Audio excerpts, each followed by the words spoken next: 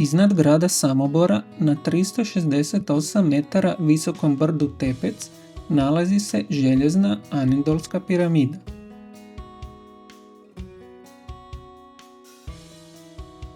Taj 14 metara visok vidikovac obnovilo je Društvo inženjera i tehničara grada Samobora 2007. godine.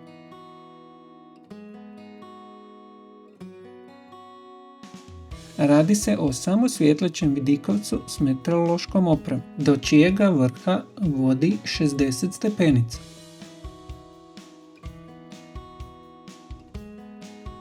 On je postavljen na mjesto nekadašnje drvene piramide koja je sagrađena 1913. godine.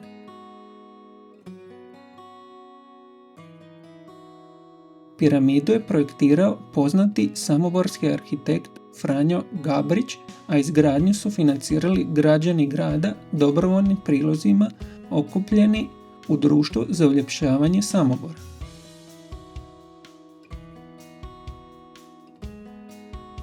Vidikovac je bio na ponos svih Samoboraca do 1946. godine, kada je iz nepoznatih razloga izgorio.